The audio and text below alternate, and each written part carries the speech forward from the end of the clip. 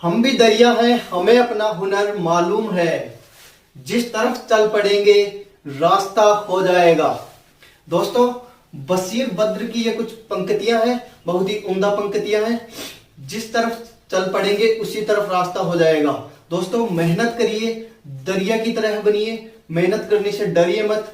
अगर आप मेहनत करेंगे तो आप जिस फील्ड में मेहनत करेंगे, अगर लैब असिस्टेंट बनने के लिए मेहनत कर रहे हैं तो जरूर आपका सिलेक्शन होगा।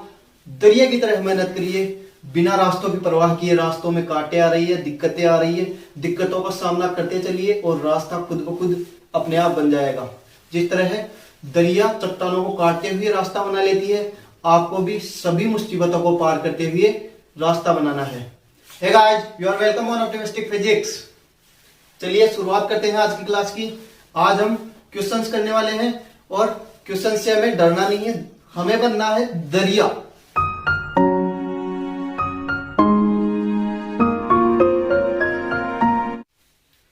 तो चलिए दोस्तों, शुरुआत करते हैं क्वेश्चंस की इस शानदार क्लास की। सबसे फर्स्ट क्वेश्चन आप देखिए, ये वाला हम करेंगे। दो 4 कूलाम व 8 कूलाम के आवेशों के मध्य की दूरी 2 मीटर दी हुई है और इनके बीच लगने वाला बल हमें पता लगाना है। तो देखिए, बल का फॉर्मूला क्या था अपने पास में, F बराबर K Q1 Q2 upon R square.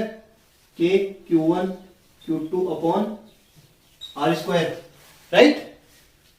Q1 and Q2, what is Q1 and Q2? This and this. These are charges and this is distance. ये दोनों आवेश हैं और ये इनके बीच की दूरी है, तो बल अपन आसानी से निकाल सकते हैं। तो सबसे पहले हमें K की वैल्यू रखनी है। मैंने आपको बार बार बताया था K हर फॉर्मूले में आपको जब भी बल निकालना पड़ेगा आपको K याद रखना है। K की वैल्यू थी 9 गुणा 10 की पावर 9 और Q1 अपन इसको मान ले फर्स्ट चार्ज 4 कूलाम, 4 गुणा Q2 second charge 8 upon distance दूरी का वर्ग 2 मीटर दी हुई है, तो ये लो 2 का स्क्वायर। ठीक है, 2 का स्क्वायर, ये कैंसिल आउट हो गया और 9 8 72, 72 into 10 to the power 9 newton. ये अपना फोर्स आ गया, बल F बराबर ये आ गया। ठीक है, बिल्कुल इजी है। मैंने सबसे पहले इजी क्वेश्चन रखा है ताकि आपको फॉर्मूला रखते ही आंसर मिल जाए। इसके बाद में थोड़ा सा लेवल अप होके नेक्स्ट क्वेश्चन। ठीक है, नेक्स्ट क्वेश्चन करते हैं। अगर आपको कोई भी डाउट हो, कोई आपका क्वेश्चन हो अलग से, आपको प्रॉब्लम का सामना करना पड़ रहा हो, तो आप ऑप्टिमिस्टिक फिजिक्स के टेलीग्राम पर या इंस्टाग्राम पर, दोनों में से कहीं भी पूछ सकते हैं, मैं जरूर रिप्लाई करूंगा। बस आप तैयारी करते रहिए। और देखिए नेक्स्ट क्वेश्चन क्या है, 2 आवेश Q1 और Q2 हमें दिए हुए हैं और इनके बीच की कुछ दूरी पर रखे हुए हैं। इनकी दूरी मान लो R। ठीक है, 2 आवेश दिए हुए, कुछ दूरी है, कुछ दूरी क्या है, कुछ दूरी को हम R मान लेते हैं। ठीक है, क्वेश्चन के अंदर हम इन चीजों को मानते, छोटी छोटी चीजों को मानते हुए चलेंगे तो क्वेश्चन बिल्कुल इजी हो जाएगा। लैंग्वेज चाहे कितनी भी बड़ी दे दे, आपको मेन पॉइंट्स को लिखना है, पॉइंट्स को नोट आउट कर लो और फिर फॉर्मूले में रख दो। फॉर्मूले में अपन को क्या चाहिए, जैसे बल का फॉर्मूला है K Q1 Q2 upon R square होता है, तो अपन को यही चीजें ढूंढनी है, इसकी डिस्टेंस ढूंढनी है। अगर बल के बारे में बात कर रहे हैं तो बल के बारे में डिस्टेंस ढूंढनी है और दोनों आवेश ढूंढने हैं। K का तो आपको पता है, तो इसमें कुछ दूरी पर रखे हुए हैं, दूरी को R मान लो। ठीक है, R मान लिया। अब इसके बाद में ये बता रहे हैं इन पर कुछ बल F कार्यशील है। बल का मान क्या दिया है, F दे दिया। यदि उनके मध्य 4 परावैद्युतांक वाला परावैद्युत पदार्थ रख दिया जाए तब इसका बल क्या होगा। अब देखिए, आपको बल का फॉर्मूला मैंने बताया था, F बराबर K Q1 Q2 upon R square. K की वैल्यू यहां पर अपन को कांस्टेंट नहीं रखनी है, 4 पाई एप्सिलॉन नॉट बताया था, याद है। अगर याद नहीं है, पीछे से वीडियो नहीं देखे हैं तो ये याद कर लो। K बराबर 1/4 पाई एप्सिलॉन नॉट या फिर 9 इंटू 10⁹9। अगर अपन को परावैद्युतांक के बारे में कोई बात नहीं कहता तो हम कांस्टेंट वैल्यू रखते और बल निकाल लेते, बट यहां पर परावैद्युतांक के बारे में बात कर ली। तो परावैद्युतांक क्या होता है? Epsilon not. एप्सिलॉन नॉट होता है निर्वात में परावैद्युतांक। एप्सिलॉन नॉट की वैल्यू 8.85 इंटू 10⁻⁻12। ठीक है, तो ये एप्सिलॉन नॉट की वैल्यू है और ये के की कांस्टेंट वैल्यू है। जब एप्सिलॉन नॉट की वैल्यू यहां पर रखते हैं तो 1/4 पाई गुणा 8.85 रखते हैं, तब ये वाली वैल्यू अपन को प्राप्त होती है। बट यहां पर अपन को परावैद्युतांक दिया हुआ है, परावैद्युतांक एप्सिलॉन दिया हुआ है। एप्सिलॉन नॉट निर्वात में होता है, निर्वात में। यहां पर माध्यम का परावैद्युतांक अपन को दे दिया तो एप्सिलॉन नॉट की जगह अपन एप्सिलॉन रखेंगे। अब देखिए,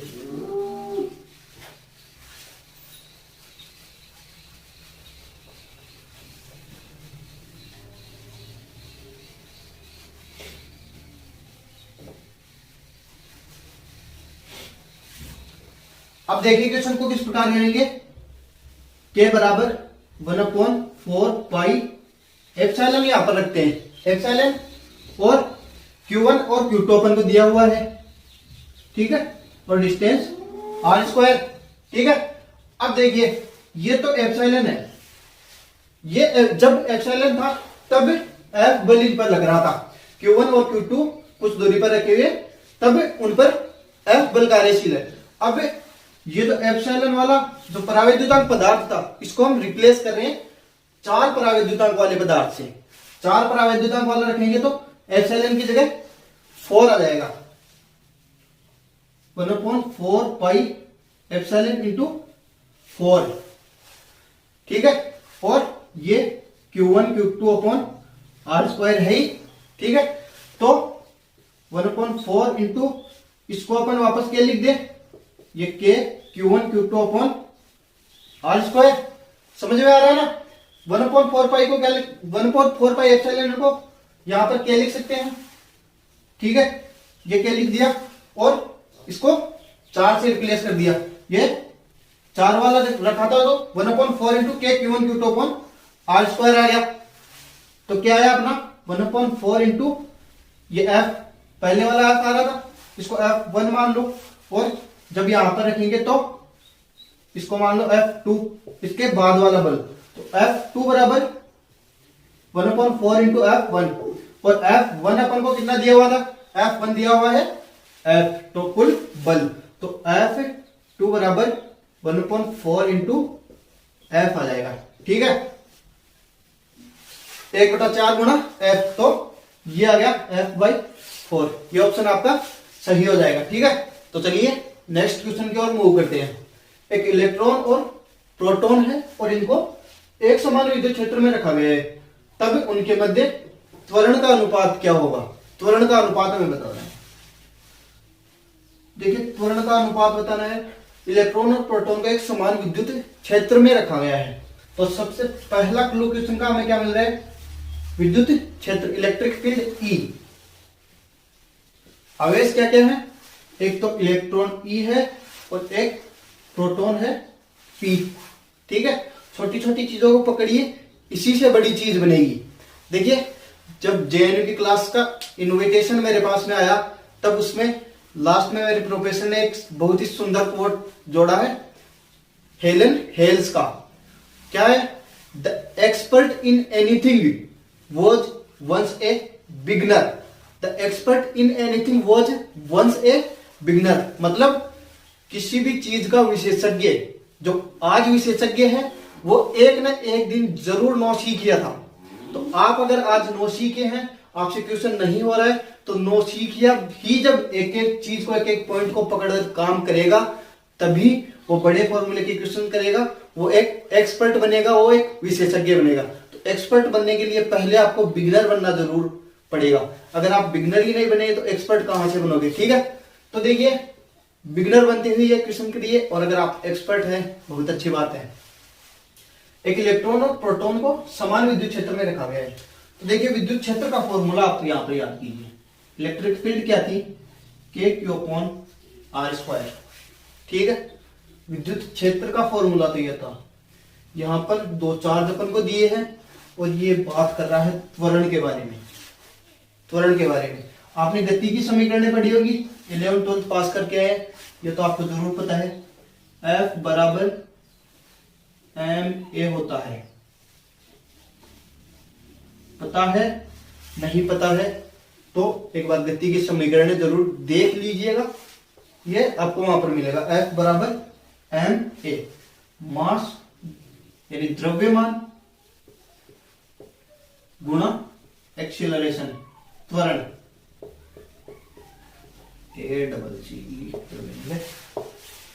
मास इंटू एक्सीलरेशन, द्रव्यमान गुणा त्वरण, बल बराबर द्रव्यमान गुणा त्वरण। ठीक है, तो ये बल का फॉर्मूला है। त्वरण यहां पर दिया गया है, विद्युत क्षेत्र दिया गया है। विद्युत क्षेत्र और बल का संबंध मैंने आपको बताया था, याद है? विद्युत क्षेत्र और बल के मध्य संबंध मैंने बताया था, Q इंटू ई, आवेश गुणा विद्युत क्षेत्र। बल बराबर क्या बताया था? आवेश गुणा विद्युत क्षेत्र। याद आ रहा है? नोट्स रिवाइज करिए, जरूर याद आएगा। F बराबर Q इंटू ई है। तो देखिए सबसे पहले तो हम बल निकालते हैं इलेक्ट्रॉन के लिए। F1 मान ले इलेक्ट्रॉन के लिए बल, तो इलेक्ट्रॉन पर चार्ज E है और इलेक्ट्रिक फील्ड E, दोनों में सेम है इलेक्ट्रिक फील्ड तो।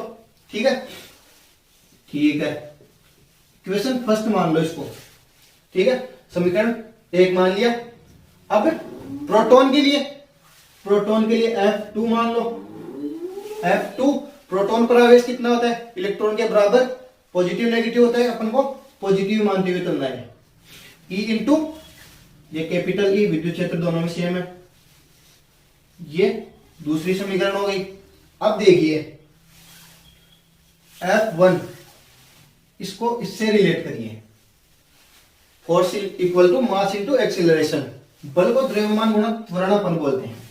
तो देखिए ये F1 जो इलेक्ट्रॉन के लिए आया था, इलेक्ट्रॉन के लिए, इलेक्ट्रॉन के लिए F1 माना था, तो इलेक्ट्रॉन के लिए इलेक्ट्रॉन का mass, mass of electron me into acceleration, ये मान लो इसको A1 मान लो इलेक्ट्रॉन के लिए। ठीक है, और प्रोटॉन के लिए F2, mass of proton into A2, इसको 4 मान लो और इसको सॉरी इसको थर्ड इक्वेशन मान लो और इसको फोर्थ इक्वेशन मान लो। ठीक है, इलेक्ट्रॉन के लिए F1 माना था, तो द्रव्यमान मास ऑफ इलेक्ट्रॉन, इलेक्ट्रॉन का द्रव्यमान गुणा A1, इसका त्वरण, त्वरण का ही तो अपन को अनुपात पूछा है ना, तो इसको A1 मान लिया और इसको A2 मान लिया। ये मास ऑफ प्रोटॉन, प्रोटॉन का द्रव्यमान। ठीक है, अब देखिए ये F1 F2 F1 F2, तो इलेक्ट्रॉन प्रोटॉन पर जो इलेक्ट्रॉन का बल है ये तो बराबर होगा F1 की, F1 तो सेम है ना, तो इन दोनों को बराबर रखेंगे, तब अपन को क्या मिलेगा?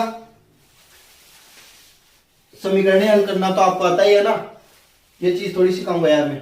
ठीक है ना, तो देखिए इस मतलब इसका दायां पक्ष और इसका बायां पक्ष, इसका दायां पक्ष और इसका बायां पक्ष, तो इसके दाएं पक्ष के इसका बायां पक्ष बराबर हो जाएगा, या फिर इसका दायां पक्ष और इसका दायां पक्ष ले लो, ये राइट हैंड साइड और ये भी राइट हैंड साइड, दोनों बराबर होंगे। ये भी F1 है और ये भी F1 ही है। ठीक है, तो ये दोनों तो सेम होंगे, बराबर होंगे। इसको क्या लिखेंगे? Me into A1 equal small e into E, ये इलेक्ट्रॉन पर चार्ज गुणा विद्युत क्षेत्र। समझ में आ रहा है ना? तो ये तो इलेक्ट्रॉन के लिए हो गया। अब प्रोटॉन के लिए F2 माना था, F2, तो इसका राइट हैंड साइड और इसका राइट हैंड साइड बराबर होंगे। तो देखिए mass of proton into A2, mass of proton into A2, और इस पे ये प्रोटॉन पर चार्ज गुणा विद्युत क्षेत्र। ठीक है, अब देखिए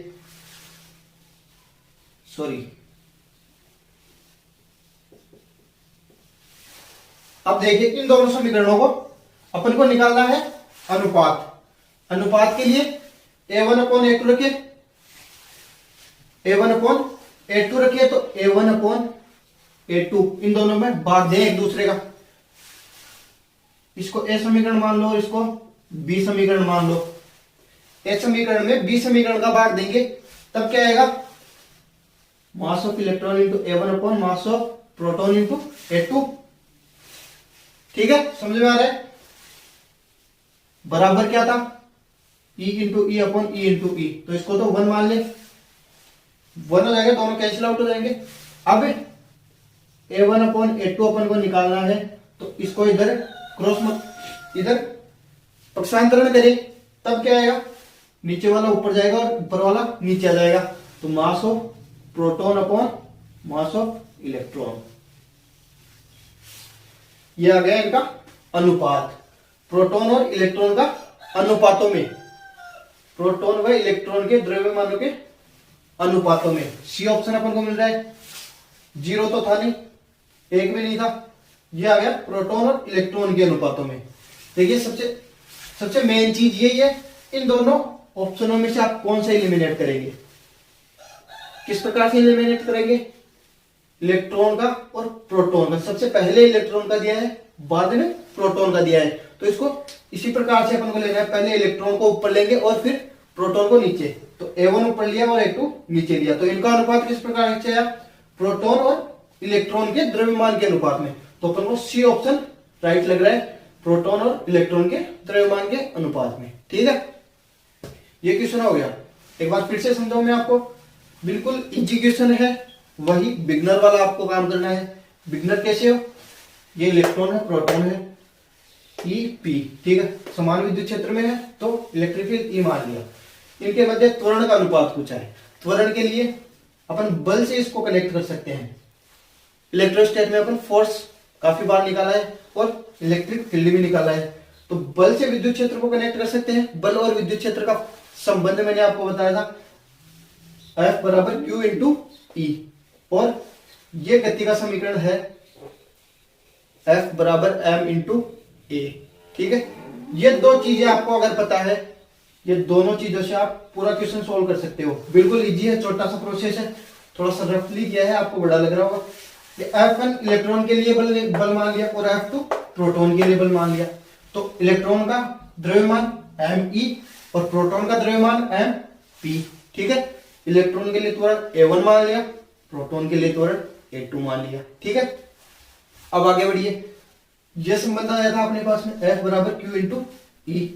इसके लिए F1 Q इलेक्ट्रॉन का चार्ज, E इंटू ई विद्युत क्षेत्र, और प्रोटॉन का चार्ज, इलेक्ट्रॉन और प्रोटॉन का चार्ज सेम होता है, पॉजिटिव नेगेटिव का ये अंतर होता है। इनके द्रव्यमान अलग अलग होते हैं, चार्ज सेम होता है, पॉजिटिव और नेगेटिव का अंतर होता है। ठीक है, तो ये E मान लिया दोनों को, E इंटू ई, ई इंटू ई, F1 और ये F2। अब देखिए F1 और ये F2, अब इनका अनुपात निकालना है अपन को। अनुपात निकालने के लिए A1/A2 करते हैं। A1/A2 करने के लिए इस समीकरण में इस समीकरण का भाग देना पड़ेगा। ठीक है, या फिर आपको एक और नया तरीका डिस्कवर हो रहा है यहाँ से, इस तरह से अगर अपन को, ये थोड़ी सी प्रोसेस आपको लंबी लग रही है, दोनों समीकरणों को बराबर रखा और फिर भाग दिया, ये देख लीजिए, F1 E इंटू ई है, F2 E इंटू ई है, सेम आ रहा है। तो F1 बराबर F2 आप रख लीजिए, इन दोनों समीकरणों को बराबर में रखिए। मास ऑफ इलेक्ट्रॉन इंटू A1 बराबर mass of proton into A2, बिल्कुल इजी है, रख सकते हैं बराबर में। F1 F2 बराबर आ रही है यहां से, तो इन दोनों को बराबर रख लिया। अब आपको निकालना है अनुपात A1 और A2 का, दोनों के त्वरण का। तो त्वरण को एक तरफ ले आइए और ये इनके द्रव्यमानों को एक तरफ ले आइए। यही संबंध आ रहा है जो सी में दिया हुआ है। ठीक है, बिल्कुल अच्छे से समझ में आ गया। कोई दिक्कत हो तो कमेंट करके बताइए, मैं बिल्कुल आपको दोबारा से समझाऊंगा नए वीडियो में। इजी से इजी तरीके से मैंने आपको समझाने की कोशिश की है, इसीलिए इतना टाइम लगा, वरना चुटकियों में आने वाला सवाल था। ठीक है, और आप में से भी कईयों ने चुटकियों में सवाल किया होगा, कईयों को बोरिंग लग रहा होगा, बट सबको एक लेवल लेके चलना है।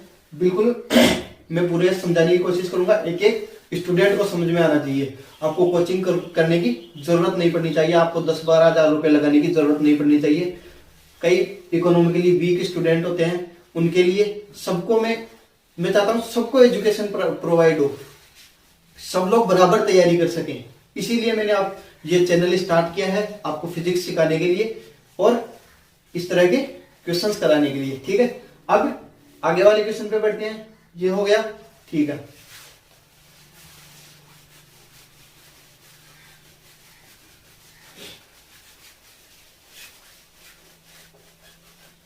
सबको बराबर मौका तो मिलना ही चाहिए यार। कुछ बच्चे होते हैं अच्छी से अच्छी कोचिंग में चले जाते हैं, कोचिंग कर लेते हैं, अच्छे मार्क्स आएंगे। कुछ बच्चे होते हैं उनको कोचिंग मिलती नहीं है बेचारों को, वो कहां से सीखेंगे? हम सिखाएंगे। तो चलिए मूव करते हैं नेक्स्ट क्वेश्चन की ओर। अगला क्वेश्चन आपका, एक r त्रिज्या के ठोस गोले पर एक समान रूप से आवेश वितरित है, विद्युत क्षेत्र E तथा गोले की त्रिज्या r में संबंध में बताना है। तो देखिए फॉर्मूला मैंने आपको बताया था, ठोस गोले पर इलेक्ट्रिक फील्ड विद्युत क्षेत्र कितना होता है? KQ R/R3। स्मॉल r आपकी आवेश की दूरी थी। अगर आवेश आपके गोले के अंदर की ओर है तो ये स्मॉल r लेंगे, त्रिज्या के बराबर है तो ये कैपिटल R लेंगे, और अगर इससे बाहर है तो इसको भी स्मॉल r लेंगे। तो इस प्रकार से मैंने आपको 3 अलग अलग फॉर्मूले बताए थे और ये इसका पर्टिकुलर फॉर्मूला था, KQ R/R3। बिल्कुल इजी क्वेश्चन है, आपका फॉर्मूला याद है, आपके 2 नंबर बन गए एग्जाम में। ठीक है, ये देखिए KQ R/R3। कैपिटल R आपको मैंने त्रिज्या बताई थी। क्या संबंध है यार इसका? इलेक्ट्रिक फील्ड इसके इस प्रकार से समानुपाती है, 1/r³ के समानुपाती है इलेक्ट्रिक फील्ड। समझ में आ रहा है? ये देखिए पहले हमने इस प्रकार से बताया था, ये समानुपाती था, फिर समानुपाती हटाने के लिए समानुपाती स्थिरांक K को इस्तेमाल किया था। ठीक है, तो इसी प्रकार से अगर इसको समानुपाती लगाएंगे तो ये 1/त्रिज्या का घन, 1/त्रिज्या का घन या 1/r³ के बराबर आ रहा है। तो इसका ऑप्शन डी राइट हो गया। ओके, बिल्कुल इजी क्वेश्चन था, मुझे नहीं लगता आपको कोई भी प्रॉब्लम आएगी इस क्वेश्चन को करने में। ठीक है, नेक्स्ट क्वेश्चन की ओर मूव करते हैं। तो देखिए अपना नेक्स्ट क्वेश्चन है, 2 स्थिर विपरीत आवेशों को मिलाने वाली रेखा पर स्थित बिंदुओं पर विचार करें। चलिए विचार करते हैं। विचार किस प्रकार अपन करेंगे? स्थिर आवेश है और विपरीत आवेश है, स्थिर और विपरीत, Q1 और Q2 है। विपरीत आवेश है, इसको Q माने तो ये प्लस Q है और ये माइनस Q है। ठीक है, विपरीत आवेश है मतलब परिमाण में बराबर है, मॉडुलस में रखेंगे तो बराबर मान आएगा, पर ये दोनों विपरीत है, एक पॉजिटिव है और एक नेगेटिव है। इनको आवेशों को मिलाने वाली रेखा पर स्थित बिंदुओं के बारे में विचार करना है। ये इनको मिलाने वाली रेखा है, प्लस से माइनस की ओर मैंने इसका विद्युत क्षेत्र आपको बताया था। विद्युत बल रेखाएं किस प्रकार से काम करती है, ये भी एक कंसेप्ट है, याद आ गया। प्लस से दूर और माइनस की ओर। ठीक है, फर्स्ट ऑप्शन क्या दिया हुआ है? शून्य विद्युत क्षेत्र का कोई बिंदु नहीं है। ये प्लस चार्ज है और ये माइनस चार्ज है, दोनों का परिमाण बराबर है। इलेक्ट्रिक फील्ड की बात कर रहा है, इलेक्ट्रिक फील्ड E बराबर KQ/R² होता है। तो KQ/R² इसका है, KQ/R² ही इसका है, दोनों का बराबर है, मतलब दोनों के बीच में एक पॉइंट ऐसा आएगा जहां पर दोनों एक दूसरे को कैंसिल कर देंगे और विद्युत क्षेत्र 0 आ जाएगा। तो ये तो अपना गलत हो गया। ठीक है, शून्य विद्युत क्षेत्र का केवल एक बिंदु है, ये थोड़ा सही लग रहा है। इसके बाद में नेक्स्ट ऑप्शन, विभव का कोई बिंदु नहीं है, शून्य विभव का कोई बिंदु नहीं है। विभव के बारे में अपन ने बात नहीं की, अपने सिलेबस में नहीं है, छोड़ो इसको। शून्य विद्युत क्षेत्र के 2 बिंदु हैं, 2 बिंदु तो नहीं होंगे। 2 बिंदु क्यों नहीं होंगे? क्योंकि ये दोनों बराबर है, दोनों केवल एक पॉइंट पर कैंसिल करेंगे। यदि 4 में से 4 को घटाएंगे तो एक बार ही 0 आएगा। ठीक है, इस प्रकार से कुछ मान लीजिए विद्युत क्षेत्र के 2 बिंदु नहीं है, तो ये अपना ऑप्शन सही हो गया। शून्य विद्युत क्षेत्र का केवल एक बिंदु है। देखिए इस क्वेश्चन को देखकर मेरे को एक कंसेप्ट याद रहा है, मैंने आपको क्लास में बताया नहीं है, यहां पर बता देता हूं।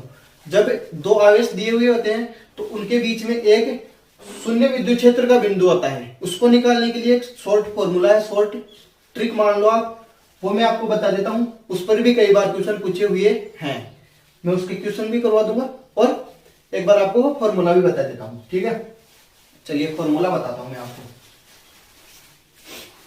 तो देखिए ये एक कंसेप्ट है, इसकी शॉर्ट ट्रिक है। जब दो अपन को विद्युत आवेश दे दे Q1 और Q2 और इनके बीच में शून्य विद्युत क्षेत्र वाला बिंदु पूछे, तो उस बिंदु को अपन x मानेंगे और अगर इन दोनों के बीच में दूरी r दी हुई है तो r upon Q2 upon Q1 plus 1 x equal to r upon Q2 upon Q1 plus 1 और वो भी अंडर रूट में। ठीक है, ये अपना फॉर्मूला है Q2 upon Q1 plus 1 under root में r अपॉन r इन दोनों के बीच की दूरी, x वो पॉइंट जिस पर विद्युत क्षेत्र 0 होएगा। इन दोनों के परिमाण अलग अलग हो सकते हैं, अगर सेम है तो वो उनके बीच में एक बिंदु आ जाएगा जिस पर विद्युत क्षेत्र 0 होगा। ठीक है, और अगर दोनों के परिमाण अलग अलग हैं तो Q2 अपॉन Q1 प्लस 1, यहां पर Q1 और Q2 किस प्रकार से मानेंगे, क्वेश्चन में तो आपको उनकी वैल्यूज दी हुई आएगी, इस प्रकार से थोड़ी ये Q1 है और ये Q2 है इतना दे दे तो फिर तो फॉर्मूले में रखना, इससे ज्यादा इजी क्वेश्चन तो हो ही नहीं सकता, आसानी से कर देंगे। बट अगर वैल्यू दी हुई है तब अपन को क्वेश्चन में दिया आएगा कि इस आवेश से मान लो ये 4 माइक्रोकूलम का एक आवेश दे दे और इससे कितनी दूरी पर शून्य विद्युत क्षेत्र आएगा, तो जो आवेश अपन को दिया हुआ है, जिस आवेश से दूरी पूछे उसे हम Q1 मानेंगे, मतलब इसके भाग में लिखेंगे, और जिस आवेश का दिया हुआ है उसको भाग में और दूसरे वाले को ऊपर, प्लस 1 x बराबर r upon root of Q2 over Q1 plus 1। Q1 जिस चार्ज से दूरी निकालनी है। ठीक है, ये फॉर्मूला याद कर लीजिए। चलिए इसी फॉर्मूले पे बेस्ड आपको एक नेक्स्ट क्वेश्चन करवा देता हूं, जिससे फॉर्मूला याद हो जाएगा, समझ में भी आ जाएगा। ठीक है, नेक्स्ट क्वेश्चन की ओर मूव करते हैं।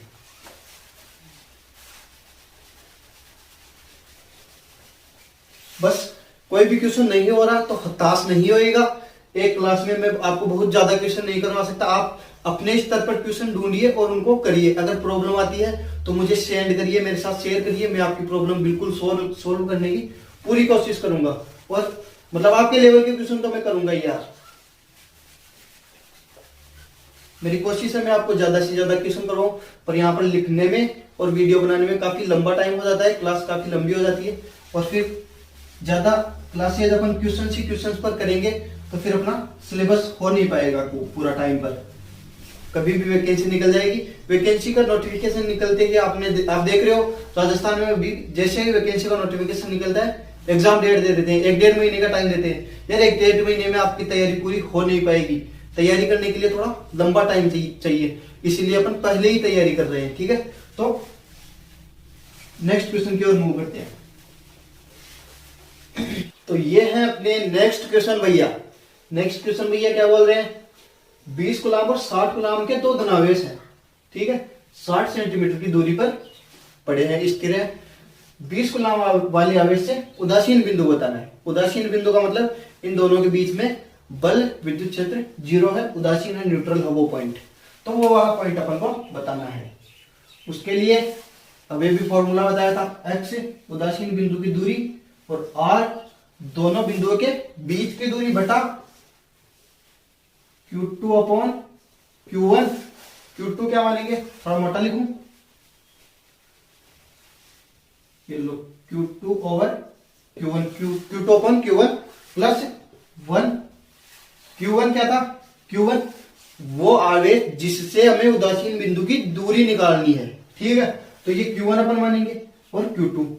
अब देखिए r का मान 60 सेंटीमीटर दिया हुआ है, दोनों के बीच की दूरी 60 बटा Q2 क्या मानेंगे, जिस बिंदु से नहीं निकालनी है, जिस बिंदु से निकालनी है उसे तो Q1 मान लिया, तो शेष जो रहा जो रिमेनिंग है वो Q2 हो गया। तो 60 बटा 20 वाले से निकालनी है, प्लस एक अपने पास फॉर्मूले में है, निकालो वही, 0 0 कैंसिल आउट और 2 तिया 6, क्या आया 60/√3 + 1 4, और 4 को अंडर रूट में क्या बोलते हैं 2, 60/2 यानी कि 30 सेंटीमीटर।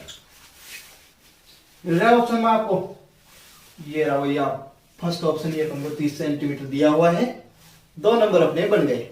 ठीक है, बिल्कुल इजी क्वेश्चन है, इजी कंसेप्ट है, ये ट्रिक आपको याद रखनी है। ठीक है, इस पर बेस भी यार 1-2 बार सवाल आए हुए हैं, बिल्कुल इजी।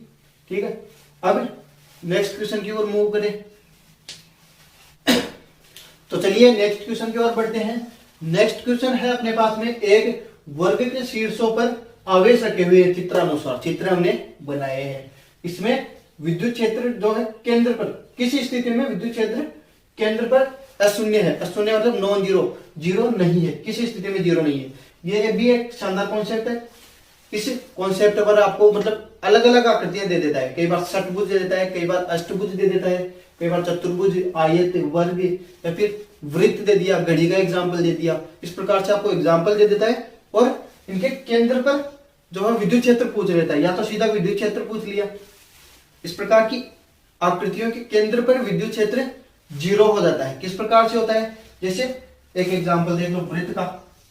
इस पर अगर जितने टाइम होते हैं मतलब 12 बिंदु है, तो 12 बिंदुओं पर 12 समान आवेश रख दिए, तो इनसे केंद्र पर विद्युत आवेश 0, विद्युत क्षेत्र 0 हो जाता है। देखिए यह प्लस है, यह भी प्लस है, इससे इस प्रकार से कैंसिल, ये इधर आया और ये इधर आया, कैंसिल आउट हो गया। इधर वाले से मान लो 9 वाले और 3 वाले से मान लो, ये इधर आया और ये इधर आया, कैंसिल आउट हो गया। इधर 10 वाले से और इधर 5 वाले से मान लो, तो ये भी इधर आया और ये इधर आया, कैंसिल आउट हो गया। मतलब घड़ी में 12 बिंदु है, 12 बिंदुओं पर 12 आवेश रख दिए, तो ये एक दूसरे को बराबर बराबर कैंसिल आउट कर देंगे। ठीक है, नेक्स्ट बात करते हैं अपने क्वेश्चन की। देखिए मैं आपको सारे क्वेश्चन करवा नहीं पाऊंगा, जैसे इन आकृतियों के भी काफी क्वेश्चन बनते हैं, विद्युत क्षेत्र के काफी बनेंगे, विद्युत बल के काफी बनेंगे बनेंगे, और आपको प्रैक्टिस करना भी बहुत जरूरी है। तो इसके लिए आप टेलीग्राम पर जाएंगे, मैं आपको वहां पर पीडीएफ शेयर करूंगा क्वेश्चंस की, उसमें आपको क्वेश्चंस मिलेंगे, तो वो क्वेश्चन सोल्व करिए।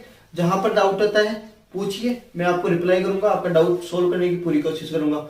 और अगर कोई ऐसा कंसेप्ट आ गया जो मैंने आपके साथ अभी तक शेयर नहीं किया है, तो उसके लिए अगले वीडियो में उस कंसेप्ट को हम शामिल कर लेंगे और फिर नेक्स्ट चैप्टर की ओर मूव करेंगे। ठीक है, तो इस क्वेश्चन में आपको क्या बोल रहा है, इसके केंद्र पर अशून्य विद्युत क्षेत्र बताना है। देखिए चारों कोनों पर बराबर आवेश है, तो प्लस से ये इधर आएगा और ये इधर आएगा, बीच में 0, ये इधर आया, ये इधर आया, बीच में 0, चारों के कारण बीच में 0 विद्युत क्षेत्र हो गया।